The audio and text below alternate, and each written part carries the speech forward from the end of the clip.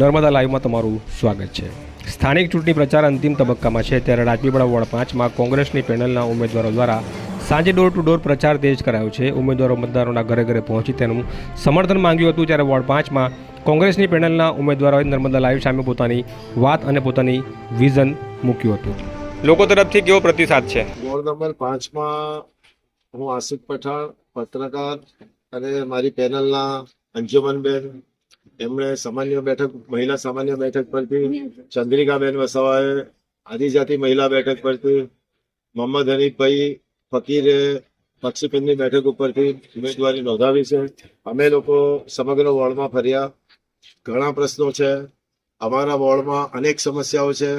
પાણીની ખૂબ જ વિકટ સમસ્યા છે, એમાં પણ ખાસ કરીને મહિલાઓ ને આ ખૂબ જ સ્પર્શતો પ્રશ્ન છે।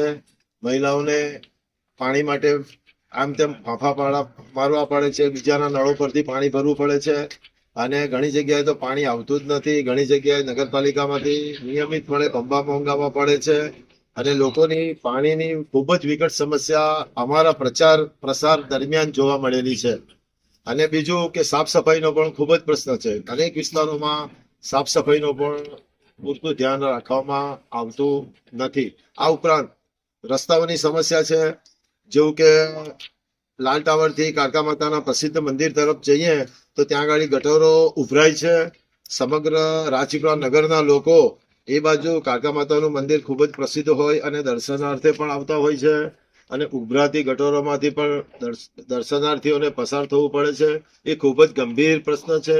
ત્યાં આગળ ગંદકી પણ ખૂબ સર્જાય છે અને પ્લસ કબ્રસ્તાન, મુસ્લિમ સમાજનું એક કબ્રસ્તાન છે, ત્યાં આગળ પણ ગટરો ખૂબ જ ઉભરાય છે અને રસ્તા જે બનાવ્યા છે તે બિલકુલ ટૂંક સમયમાં જર્જરિત થઈ ગયા।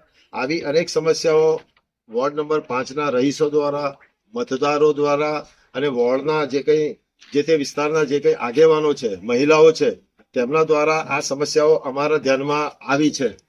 હવે આ સમસ્યાઓનું નિરાકરણ ત્યારે જ થશે કે જ્યારે અમે વિજેતા બની અને વોર્ડ નંબર 5ના મતદારો અમારામાં વિશ્વાસ રાખી અમોને રાજપીપળા નગરપાલિકામાં વોર્ડ નંબર 5માંથી વિજેતા બનાવશે। તો અમે વોર્ડ નંબર 5ના તમામ મતદારોને ખાતરી આપીએ છીએ કે અમે તેમની સમસ્યાઓને સંપૂર્ણપણે પૂર્ણ કરવાની કોશિશ કરીશું।